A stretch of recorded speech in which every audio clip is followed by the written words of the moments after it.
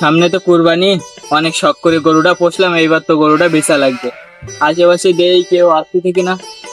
ও ভাই, কি হয়েছে দেখতে চাও কে? ও ভাই, দেখলাম কি সামনে তো কুরবানি দিই, अच्छा। তা এই গরুটা বেচতাম তোমার কাছ। তা তোমার দেখি মনে হতে না, তুমিও কিনতে পারবে না, তুমি যে যাও যাও, তোমার দ্বারা হবে না। কি কাও কিনতে পারবো না? তোমার গরুর দাম কত কাও আমি কিনবো? দাম তো বেশি না, দাম ওই 15 লাখ টাকা। কি কাও তুমি? তোমার এই গরুর দাম 15 লাখ টাকা কোনোদিন হয়? কি করে 15 লাখ টাকা আমার বোঝাও। ওরে বাপু, তুমি তো বুঝলে না, এই গরু 15 লাখ টাকা, এর পিছনে একটা গল্প আছে, গল্পটা কি তুমি শুনবা? কি গল্প বলো তো একটু শুনি। তাহলে শোনো তালি। এক দেশে এক রাজা ছিল, সেই রাজার একটা সিংহ আসছিল। এরা হঠাৎ একদিন সিংহটা একদিন পলাই গিয়ে একটা গরুর গোয়ালের ভিতরে গিয়ে ঢুকলো। সেখানে অনেক গরু আছিল। এরা যখন সিংহটা বেড়ে রাজার কাছে চলে আসলো, তাতে কিভাবে কেমনি সিংহটা প্রেগনেন্ট হয়ে গেল। তারপরে গিয়ে সিংহটা একটা বাচ্চা দিল। সে বাচ্চাটা অবাক করার বিষয় যে বাচ্চাটা হলো গরুর বাচ্চা। আর ডেলিভারির সময় সিংহটা মারা গেল। এই সেই গরু, এটা সেই রাজা যে সময় মারা গিয়েছিল সেই সময় আমাকে দান করে গিয়েছিল।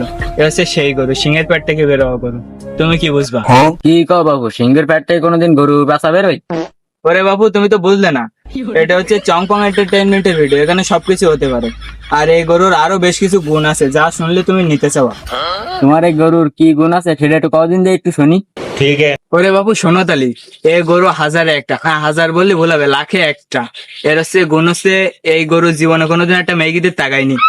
আর জীবনে তো মেগি সামনে তো দূরের কথা, মেগি পিছন পিছন কোনোদিন যায়নি এই গরু। আর এই গরুর আরেকটা বিশেষ গুণ হচ্ছে, এই গরু গাল দিয়ে কোনোদিন বাথরুম করেনি। তোমার এই গরু তো দেই হাজি গরু, কোনো মেয়ের দিকে তাকায় না। তুমি 15 লাখ কইছো না, আমি সেন 20 লাখ টাকা দেবো। আমার গরুটা দাও, পছন্দ হয়েছে আমার খুব। ওরে বাবু, তুমি কত দুবা বলি যাও? 20 লাখ? তা আমি তো ওরকম সুদূর বুদুর ব্যবসা করিনি। আমি ওই 15 লাখ চাইছি, তা তুমি খুশি যেহেতু 5 লাখ বেশি দিচ্ছি চাও, তা দাও, আমি নেবো না, কিছু মনে করবো না। আমাদের তো সব ডিল হয়ে গেছে, গরুও তো আমার কেনা হয়ে গেছে। এবার একটু হাঁটো সেভ করে দেখি তোমার গরু মেয়ে কি ছেলে।